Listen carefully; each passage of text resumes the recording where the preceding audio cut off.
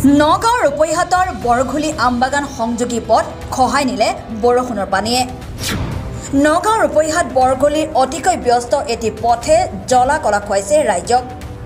পথেৰে যাতায়াত কৰা সকল চিন্তিত হৈ পৰে যে এইটো পথ নে পুখুৰী।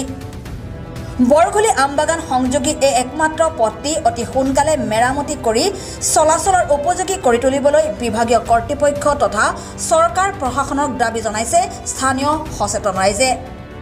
ইফালে নিৰ্বাচনৰ সময়ত ভোট ভিক্ষা বিচাৰি অহা স্থানীয় বিধায়ক নুৰুল হুদাৰ লগতে সাংসদ প্ৰদ্যুৎ বৰদলৈকো তীব্ৰ সমালোচনা কৰি কয়, অহা 2026 বিধানসভা নিৰ্বাচনত উচিত প্ৰত্যুত্তৰ দিবলৈ সাজু হৈছে ৰাইজ। এজাক বৰষুণ আহিলে আমাৰ এই যে ৰাস্তাটোত আমি চলিব নোৱাৰো। ধৰক অলপ আগত পানী হৈ থাকে আৰু চাইছে আপুনি চাইছে নিশ্চয় ইয়াত কিমান গাঁত হৈ আছে, আৰু আগত যাব তাতো গাঁত হৈ আছে। কিন্তু এই ৰাস্তাটোৰ কাৰণে আমি আমাৰ যিজন এমএলএকো আমি কিবা ভিডিঅ' ফুটেজ কৰি আমি দিছো, তাৰপিছত এমপিকো দিছো, কিন্তু দেখা যায় কিন্তু এই ৰাস্তাটো কোনো গুৰুত্ব নিদিয়ে কোনো। আপোনাৰ নিউজ 24 যোগেদি আমি এটাই অনুৰোধ কৰোঁ যে অতি সোনকালে এই ৰাস্তাটো আমাৰ যাতে মেৰামতি কৰে। আৰু এই ৰাস্তাটোৰ কাষত লাগি আছে আমাৰ এটা বৰঘুলি চাব চেণ্টাৰ, তাত এখন মাৰ্কেট মছজিদ আছে, এখন স্কুল আছে। ল'ৰা ছোৱালী স্কুলত যাব নোৱাৰে, কাপোৰ ইয়াত চেঞ্জ কৰি যাব লাগে। অসমৰ মুখ্যমন্ত্ৰীক এটাই অনুৰোধ কৰোঁ যে এই ৰাস্তাটো অতি সোনকালে আমাক বনাই দিব লাগে।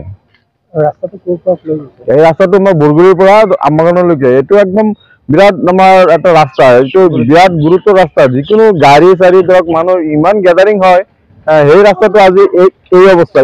কিমান আপোনালোকৰ মিডিয়াৰ যোগেদি বহুতবাৰ দিয়া হ'ল, কিন্তু ইয়াৰ আমি কোনো উত্তৰ নাপালো। আমাৰ বৰঘুলিবাসী ৰাইজে ইমান কষ্ট কৰি চলাচল কৰি আছে, এই বেদনাখিনি ধৰক অসমৰ মুখ্যমন্ত্ৰীক বুজিব লাগে। আমি বহুতবাৰ দিছো, কিন্তু এতিয়ালৈকে কোনো কাণসাৰ কোনো দিয়া নাই। দেখা গৈছে 26 নিৰ্বাচন আহিছে, হয় কি ক'ব? 26 চনত নিৰ্বাচনত চাওক, এই ৰাস্তাটো যদি এতিয়া আমাৰ গোটেই বৰঘুলি মানুহৰ এইটো মেইন ৰাস্তা, ৰাইজে চলিব নোৱাৰে। যেতিয়া চলিব নোৱাৰে তেতিয়াতো ধৰক কিবা এটা সিদ্ধান্ত ল'ব।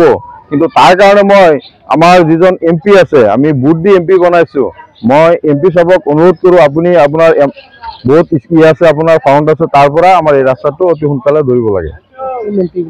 আমাৰ প্ৰদ্যুৎ বৰদলৈ নগাঁও। দেখা গৈছে যে এই বৰষুণৰ ফলত ৰাস্তাটো বহুত খহি গৈছে দেখা গৈছে। হয়, এইটো মানে আমাৰ কি হ'ল, তাৰমানে গোটেই মাথাউৰি পানীখিনি আমাৰ এইপিনে সোমায়। কিন্তু ইয়াত যদি ধৰক এটা ড্ৰেইনৰ সুবিধা থাকিলে হয়, হয়তো এই ভঙাটো নহ'লে হয়। কিন্তু আমাৰ ইয়াত কোনো ড্ৰেইনৰ সুবিধা নাই, আৰু সেই ৰাস্তাটোৰ ধৰক ওখ, এই ৰাস্তাটো হ'ল সৰু, সেইকাৰণে এই পানীটো আমাৰ এইটো ৰাস্তাত সোমায়। আমাৰ বৰঘুলিৰ পৰা যিটো আমবাগান যোৱা ৰাস্তা, এই ৰাস্তাটো ঠায়ে ঠায়ে বৰষুণৰ পানীয়ে ৰাস্তাটো খহুৱাই লৈ গ'ল। এতিয়া ইয়াত অহা যোৱা কৰাত স্থানীয় ৰাইজৰ তথা বেলেগ জেগাৰ মানুহ আহিলেও এইটো ৰাস্তা দি বহুত মানুহ ডেইলি হাজাৰ মানুহ চলাচল কৰি থাকে। তাত অহা যোৱাত বিভিন্ন ধৰণৰ অসুবিধা, ইয়াত পানী জমা হৈ আছে, তাত পানী জমা হৈ আছে, এইটো কাৰণে মানুহ অহা যোৱা কৰিবই নোৱাৰে। গতিকে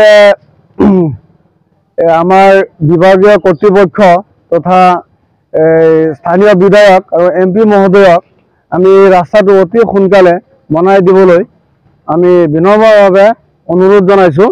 আৰু এইটো যদি ৰাস্তাটো অতি সোনকালে যদি বনাই নিদিয়ে, তেতিয়াহ'লে আগন্তুক 26 নিৰ্বাচনত তাৰ বৃহৎ প্ৰত্যুত্তৰ দিবলৈ আমি সাজু হৈ থাকিম।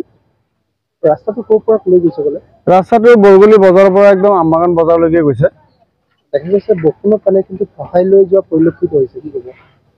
বৰষুণৰ পানীয়ে খহাই লৈ গ'ল, বহুত অসুবিধা হৈছে। গতিকে এইটো যদি স্থানীয় কৰ্তৃপক্ষই যদি এইটো বনাই নিদিয়ে, তেতিয়াহ'লে ইয়াৰ মানুহে চলাচল কৰাত বিভিন্ন ধৰণৰ অসুবিধাৰ সন্মুখীন হ'ব। স্থানীয় যুৱক হিচাপে আপোনাৰ কি আহ্বান থাকিব?